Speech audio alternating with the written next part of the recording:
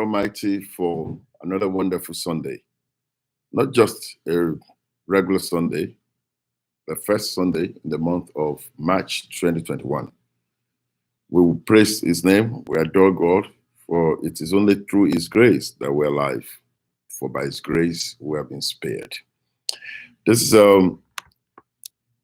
Christ Forever International Church, Olaniyan Parish, reaching you from Durham, North Carolina, the state of North Carolina in the United States of America. Well, very excited to be here, being the first Sunday of the month, being the first Sunday that we will all gather here to worship God, because we're starting our day with the Lord, which is indeed very a privilege that we do not take for granted. So I'd like to thank you all for being here. But we haven't chanted 7 Hallelujah, Hosanna, and Ebenezer before this broadcast. We have shown our appreciation to God. Can you please sit down?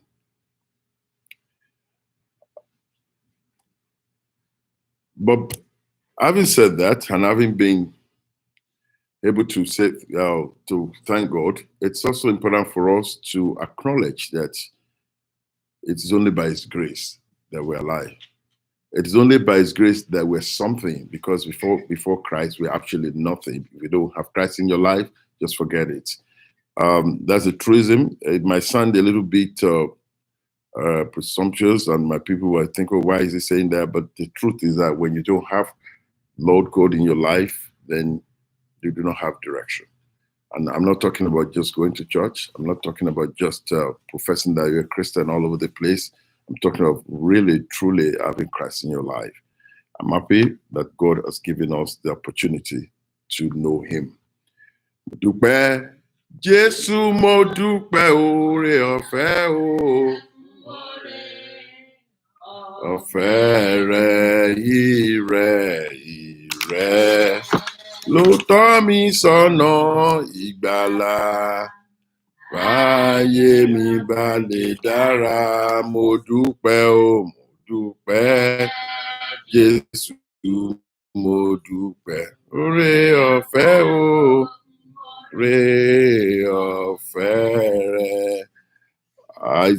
I am most excited to be here, and I believe that you are also excited to be here. Again, this is reaching you from Christ Forever International Church, Olaniyan Parish, in the city of Durham, in the United States of America. My name is Peter Olaniyan.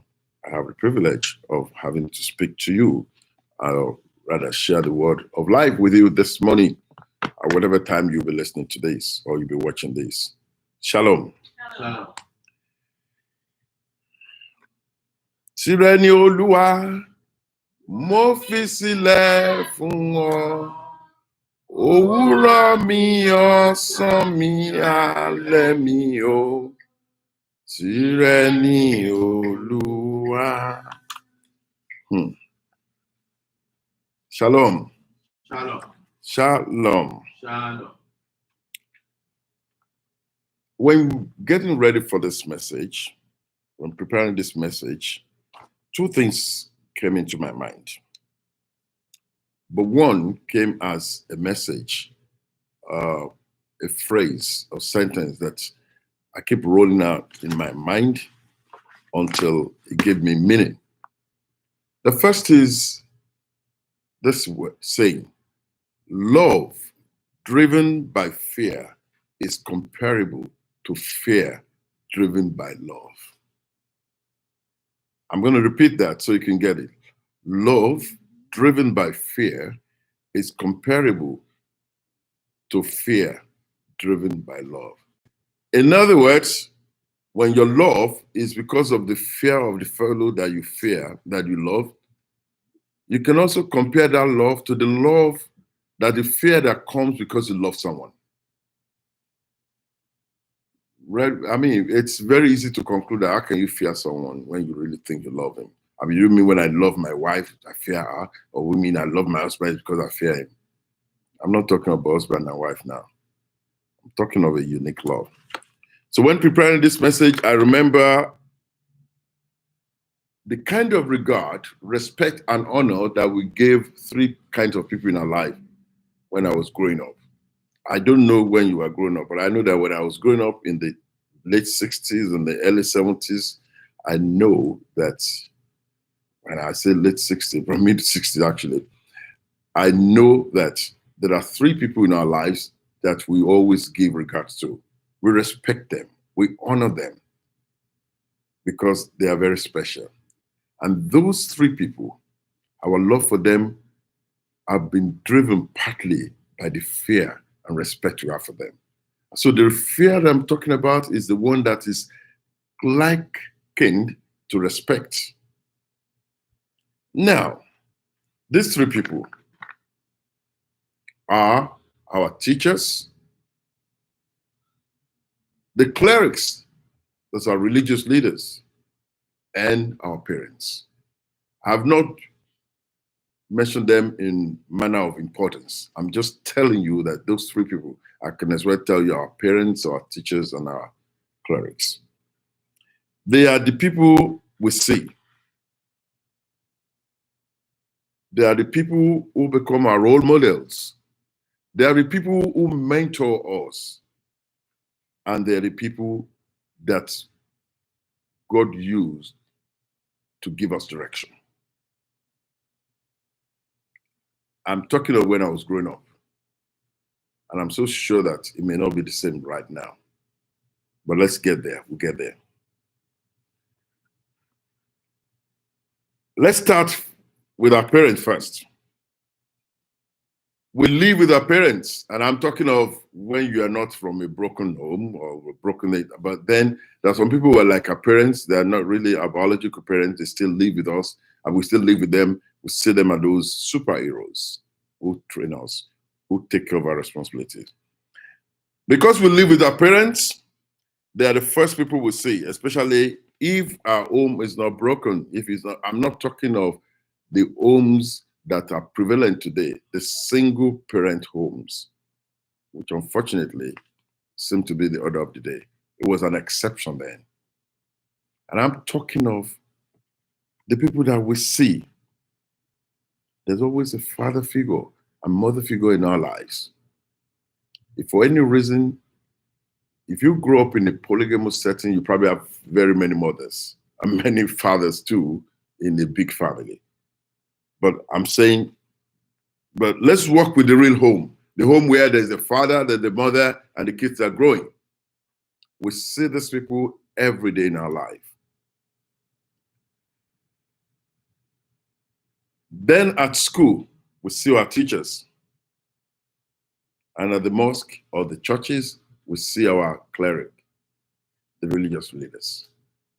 That's where we meet these three people, three kind of people. But these people, I mean, especially the clerics, especially because they are people we see in church or whatever, sometimes they even double as our parents.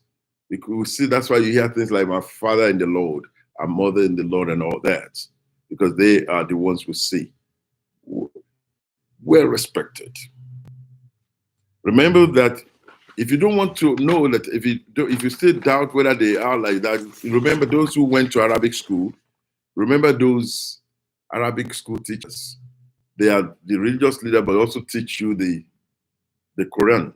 And so are I call them the Alif Batasa teachers. For those who went through it, that's when you miss it, they give you that spanking. We fear them, but we still love them. We fear our parents as our superheroes who direct our path in life. Having been put in that role by God, they are our parents. They tell us what to do. We love them too because they provide for our needs, but they're very strict. Parents then were very strict.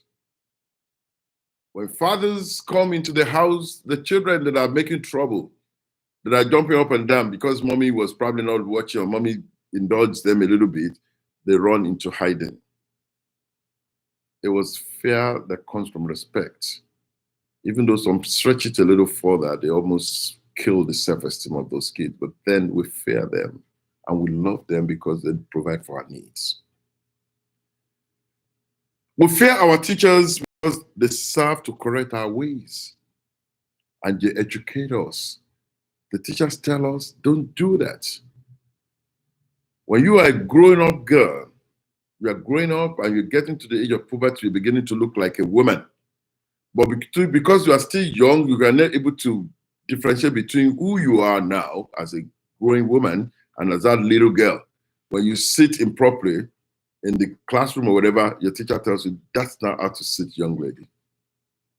I've known of ladies who their first encounter when they have to perform the biological function that comes monthly, their teacher is the first person they talk to. I know there are teachers who have taken advantage of little girls who went to them, but then by and large, the teachers in those days, we fear them, we love them. We fear them, we love them because they are teachers and they set us on the right path. The third category is the teacher. When the second category is the teacher. The third category of people that we also fear and respect are the clerics, the priests, the fathers or whatever fathers in the Catholic Church, the bishop in the Anglican Church, the imams, the ones who teach you how to sing the Quranic songs. Those are the people that they keep telling us that God is there. They keep reminding us that God is watching us and as such we must live to please God because one day we will have reason to go and meet him. They tell us there is a paradise and that there's hellfire. For the Muslim, they tell us that there is the Al-Jannah Firdaus, and they also tell them there is the hellfire, Jahannam. I don't know what that means in the Arabic word, We love them too because in times of challenges, no matter how tough they are, you go to your clerics. Things are down. I need spiritual intervention. You go to them. Life is not looking rosy any longer. Things are bad. You go to them. And respect them, we love them because those clerics do not turn us to merchandise. They have not turned us to source of money. They become the source of our own spirituality. They become the ones who tell us this is where to live. And they live by what they say. They're not the ones today who only respect those who bring bags of money into the church.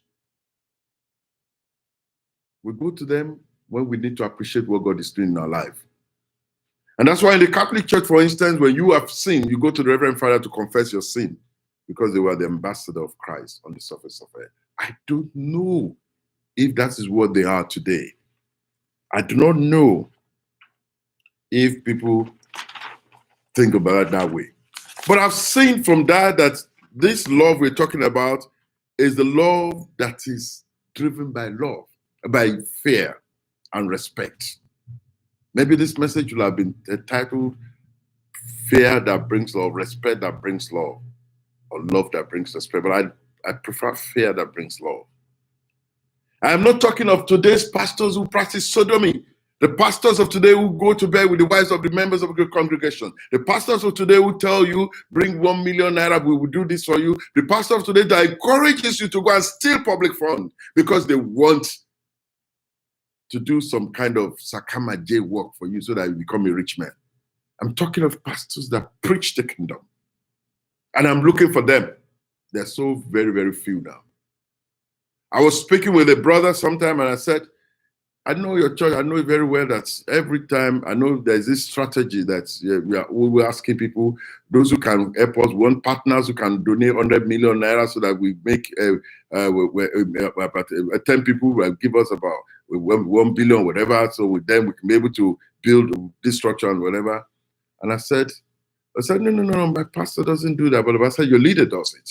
I said, well, he doesn't do it anymore. I said, okay, let him return all the money has gotten from people through that means. When your pastor tells you in the church and they say, we need 10 people who can give us 1 million naira so that we can do that project we are doing, it's not teaching you the kingdom. It's just a piece of merchandise in his hand. It's just trading kingdom by barter. Mark my word, I'm not against people putting money in ministry.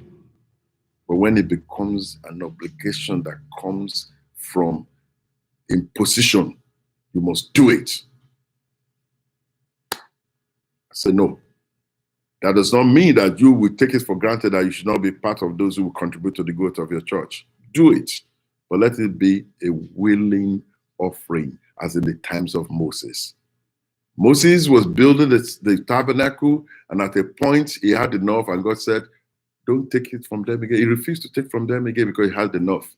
I'm still waiting for the pastor today that was, okay, let's stop it. We've had enough money for the project. The pastors of today are Oliver Twist. But I'm talking of the pastors of then, in those days when I was growing up, who we looked up to. Who did not see us, because our parents are poor and despise us, but saw us as part of their own children.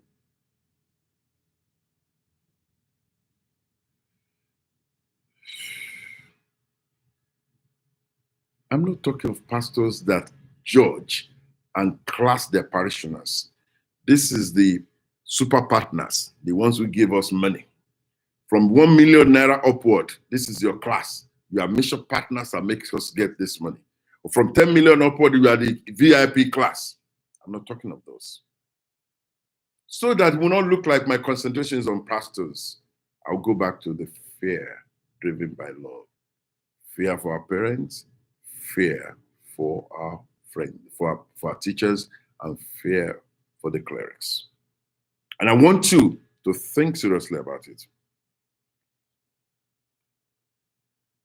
We're talking about pastor quickly. I'm also not talking of members who see their pastor as a source of money. Even though as attractive as it is to some people, some churches practice it, it is not right that your pastor should be the one that will give you money. No, your pastor should pray for you to become fisher, not the eater of fish. He should not be giving you fish. Because there are people, when they set out their mind, all they know in their life is, oh, my pastor is very rich, he'll be able to take care of my needs. Who tells you that your pastor should be the one to take care of your needs? It's a race for the kingdom. Pastor can help if he's able to, but I'm telling you, why look up unto your pastor? Why don't you look up unto God? Why don't you ask the pastor, teach me how to live well. Teach me how to prosper. Do not teach me how to look unto you to get money from you. Let me get from you spiritual fortification. I'm not talking also of GOs that promote pastors on account of contributions sent to their headquarter churches. You know, there are people like that. Oh yeah, that pastor is bringing more money. So even if he's stealing to do that, even if he's sleeping with other people's wives, even if he's encouraging them to commit fraud, even they're bringing Yahoo money, it doesn't matter. As long as he brings money, he becomes our area superintendent or area pastor. I'm not talking of that. Again, so that it will not be that my own, it's about pastors. I'm talking today about situations where we learn to do things so that we can love God.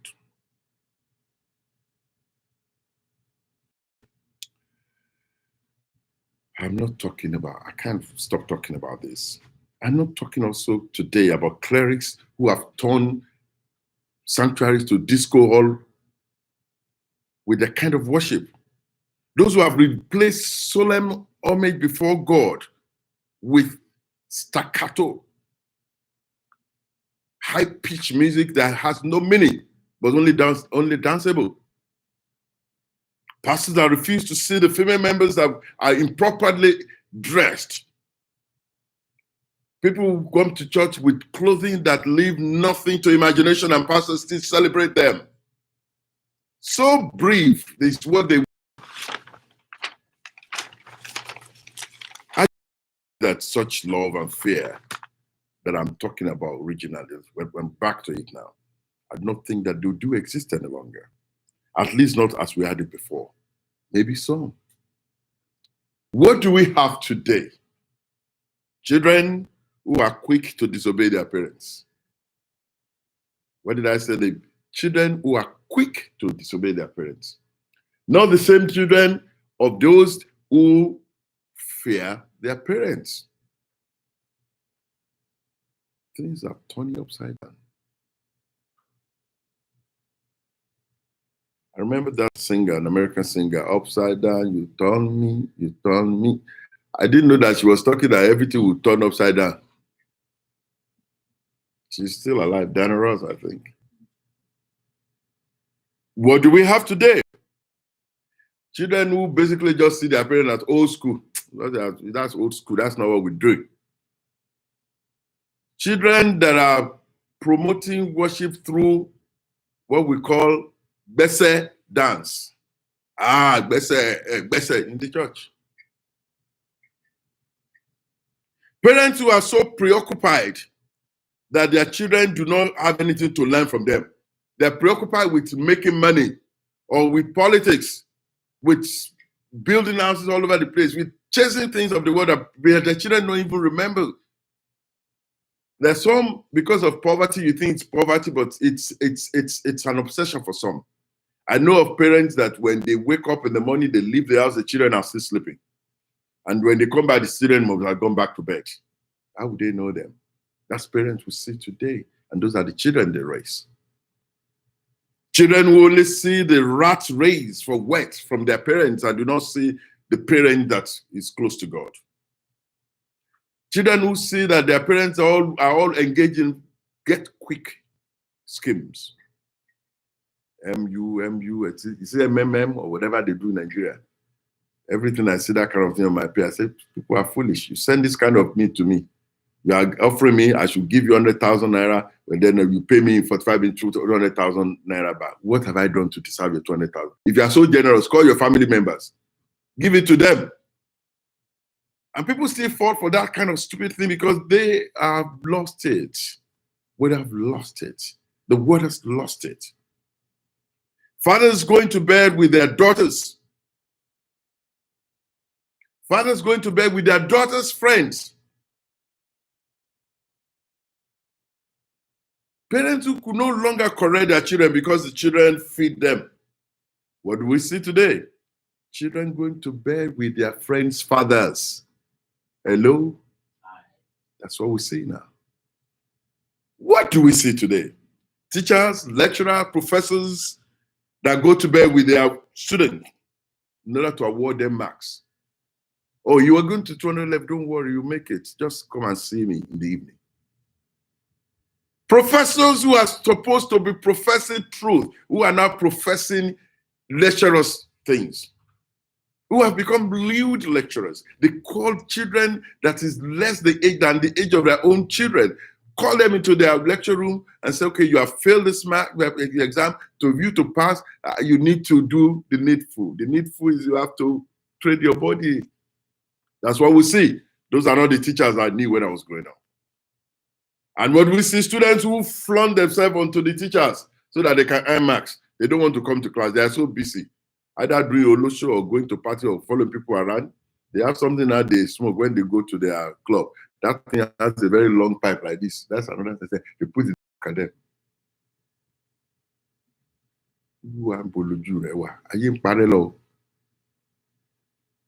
Teachers who refuse to give pass mark to those who pass because they are fighting them because of their girlfriend. They're also looking at that. I mean, they are going out with the same girl. Students and teachers sharing girlfriends. Why are we so depraved today? Because we have lost it. Our faith is no longer driven by fear of God or love of God. We have forgotten the simple things of life.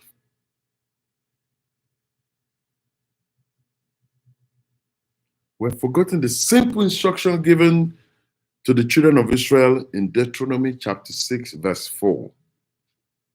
Oh, can somebody read that for us? Hear, O Israel. Hear, O Israel. Okay. The Lord our God is one Lord. Go ahead. And thou shalt fear Thou shalt love the Lord thy God. And I want you to pause there. This is my favorite verse in the scripture. When I have people of other religion, especially my Muslim friends and brothers, and they have, oh no, we don't agree. How can you have Jesus Christ and say you have God, you have this?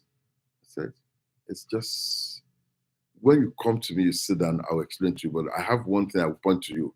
If you are still in doubt that there's only one God that Christian worship, go to Deuteronomy 6:4. Hear, O Israel. Read that again. Hear, O Israel. Mm-hmm. The Lord our God is one Lord. Ọlọ́run kan ni Ọlọ́run wa. There's only one. That's what the Muhammad Muslims say, La ilaha illallah Muhammad Rasulullah sallallahu alaihi wasallam. There's only one God, but and then Muhammad is his servant.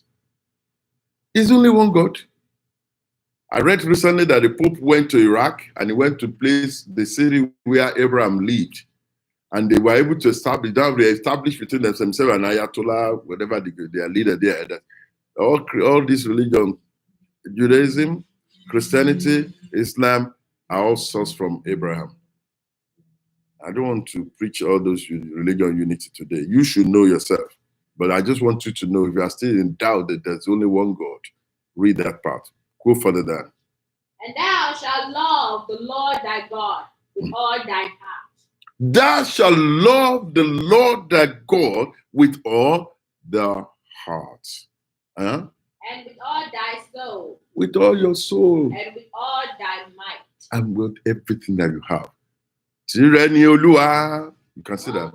Sílẹ̀ fún ọ. Òwúrọ̀ mi, ọ̀sán mi, alẹ́ mi o. Tìrẹ ni Olúwa. Let everything be given unto the Lord. When you fear him, you will surrender all to him. When you fear the Lord, you give everything unto him. When you love God, you will leave everything to him. Please sit down. Why are we so depraved today?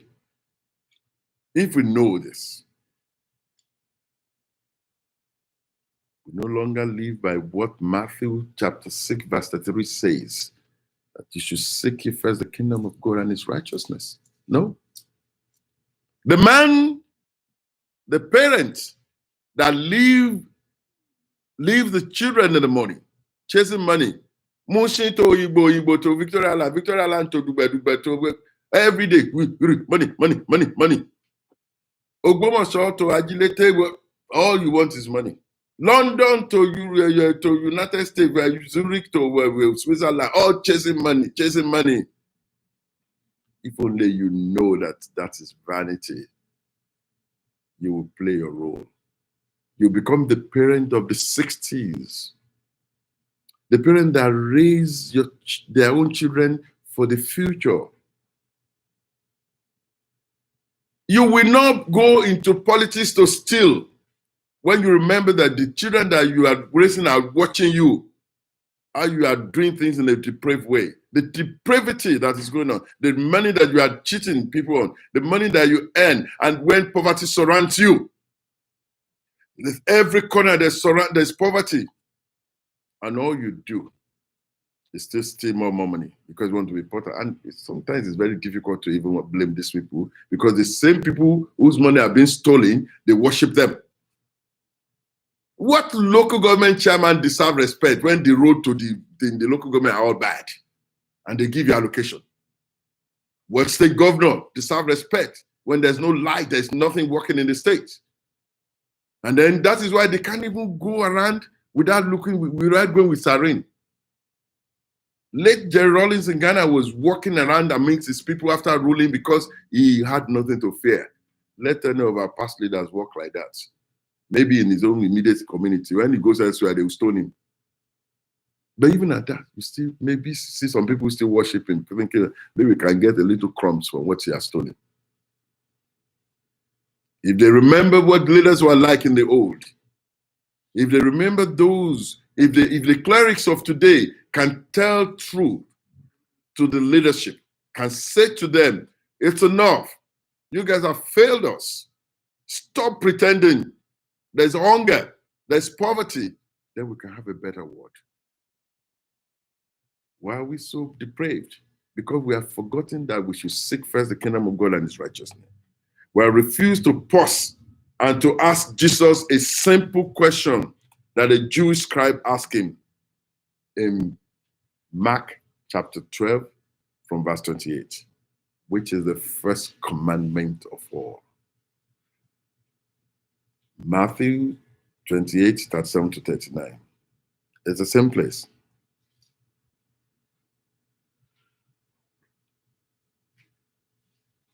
I have spoken to us in the beginning of this year about seeking God, having fear of God, and loving God.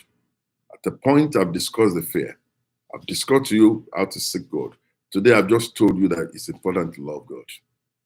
But I said that if you fear God, you will definitely love him. And Deuteronomy 6 will become your guiding principle. Love your God with all your heart, with all your soul, with all your might. And you begin to respect God. And when you do that, he will take care of all your needs. This, I do not have any other thing to offer you.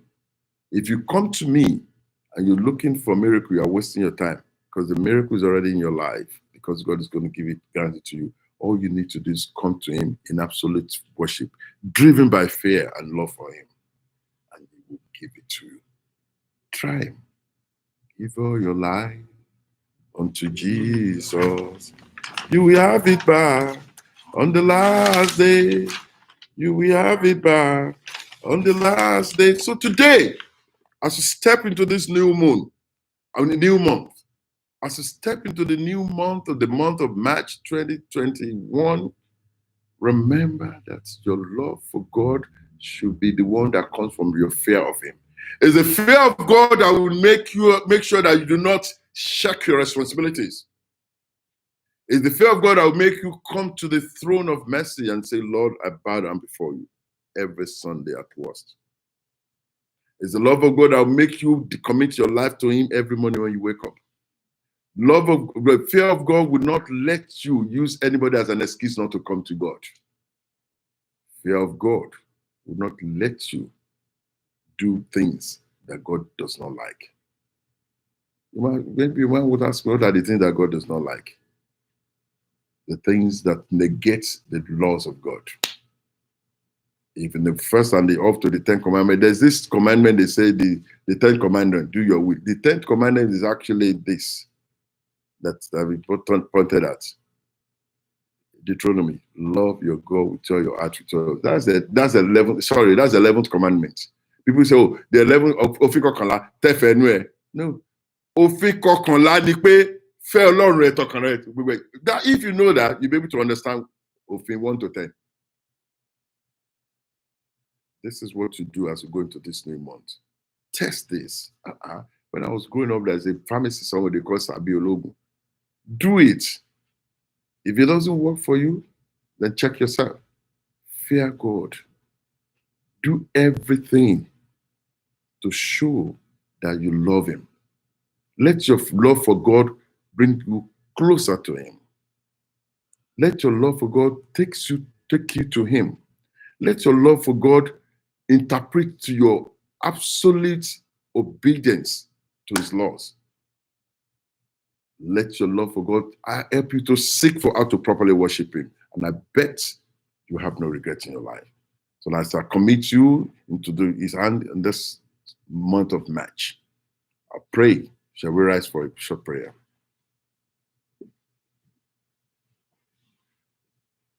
Mo tẹríba níbi àgbélébù. Mo tẹríba níbi ẹ̀jẹ̀ Jésù. Fún mi láyọ̀ kí n lè sìn ẹ́ dópin. Fún mi láyọ̀ kí n máa ṣàfẹ́rí rẹ. I love to pray in Yoruba because I know that's going to reach God's ear quickly. And I mean it. Jehovah. Mímọ́. Jesus Christ. Holy. Michael mímọ́. Olúwa Ọlọ́run elétí gbòǹgbàròyè. Kábíyèsí. Àwọn ọmọ rẹ wá sí ọ̀dọ̀ rẹ lẹ́ni tí í ṣe ọjọ́ ológo kìíní nínú oṣù kẹta 2021. À ń wò ọ́, à ń wojú rẹ torí pé a mọ̀ pé ìwọ nìkan ló lè ṣe ohun. Ṣùgbọ́n ẹ̀rù ń bà wá. ẹ̀rù rẹ̀ ń bà wá o, ẹ̀rù rẹ̀ ń bà wá o, ọba tó fìdí ayé sọlẹ̀ o, ẹ̀rù rẹ̀ ń bà wá torí pé a nífẹ̀ẹ́ rẹ̀, a sì fẹ́ ṣẹ̀ Ọlọ́run. Má jẹ́ a ṣẹ̀ ọ́ Olúwa, má jẹ́ a ṣẹ̀ ọ́ Olúwa. Nínú oṣù yìí Olúwa, jẹ́ kí ìbẹ̀rù tá a nífẹ̀ẹ́ kó di ìfẹ́ nínú ọkàn wa, ká lè máa ṣe ìfẹ́ rẹ, ká lè máa rìn ní ọ̀nà rẹ, ká lè máa wá ọ nígbà gbogbo, èyí tí í ṣe oore kó lè tẹ̀ wá lọ́wọ́. A bẹ̀ ọ́ Olúwa Ọlọ́run, kí ló lè máa dí wa lọ́nà tá a fi ní nífẹ̀ẹ́ rẹ? Ṣé owó ni, ṣé ilé ni, sọmọ ni, ṣara ni? Gbogbo àwọn nǹkan wọ̀nyí yóò tó ìfẹ́ tí wọ́n gangan ti ní sí wa. Tó bá já wọn èyí ni wọ́n ń dí wa lọ́nà, fún wa ní òye ká lè mọ̀ pé kò yẹ kán dí wa lọ́nà. Káwa pàápàá ká lè wà mọ̀ pé a gbọ́dọ̀ fẹ́ ju àwọn ìkú lọ. Mo fẹ́ ọ púpọ̀ Ọlọ́run mi ju fàdákà. Mo fẹ́ ọ púpọ̀ Ọlọ́run mi ju wúrà lọ. Wọ lọ́wọ́ ẹni tí ire sàn, má jẹ́ kójú tì. Olúwa Ọlọ́run tó ní gbogbo oore lọ́dọ̀, lóṣù yìí ọba aláṣepé fọ̀rọ̀ wa ṣèyanu. Gbogbo otí tó ń gbọ́, ojú tó ń wo ọ̀rọ̀ yìí bá ti ń sọ yìí, tó sì nípa nínú àdúrà yìí, ní orúkọ Jésù Kristi àpáta tí mo dúró lé lórí, mo ń gbà ní àdúrà, jẹ́ kí ọkàn wa kó máa fà sọ́lọ́run, jẹ́ ká nífẹ̀ẹ́ Ọlọ́run, jẹ́ ká wá lè mọ̀ bá ṣe máa sin Ọlọ́run. Nígbà tá a bá mi eléyìí, wá bùkún wa káyé lè mọ̀ pé wọ́n lolúwa. Mo mọ̀ pé o lè ṣe torí pé wọ́n nìkan lọ́rùn. Bá a ṣe bẹ́ẹ̀ lẹ́dà tó bá ń ṣe májà fàìsàn ló gbà, wàhálà àdàmú májò jẹ́ tiwa. Gbogbo ikú tó ń pa lọ́tùn pa lósì má jẹ́ kó pa wá. Èyí tí í ṣe oṣù yìí jẹ́ ká mọ̀ sí rere. Ohun tó dára ni kó taari sí wa ní oṣù kẹta Olúwa. Gbọ́ aláṣẹ ọ̀run, gbọ́ ẹni mímọ́ Ísírẹ́lì, gbọ́ Ọlọ́run Ísírẹ́lì, Jésù Kristi Olúwa àti Olùgbàlà wa. Àṣẹ tí bàbá tí ọmọ tọ́lọ́run bẹ̀ mọ́ kó sọ̀kalẹ̀ nínú àná Ọlọ́run, kó bà lé èyí tí mo béèrè tí mo tọrọ ẹ̀, tó mi bá balẹ̀ onípa ni, jẹ́ kàdúrà ẹ̀ nípa náà ayé wa. Nígbà tí ọkàn wa bá ń rẹ̀wẹ̀sì, já lè rántí pa àti wá bẹ̀ ọ́, káwa náà tún padà wá lọ bá ẹ. Gbọ́ àdúrà wa Ẹlẹ́dàá, ṣàánú fún wa, gbọ́ aláṣẹ ọ̀run. Kristi Jésù Olúwa àti Olùgbàlà wa. Wọ lọ́wọ́ ẹni tí ire sàn, má jẹ́ kójú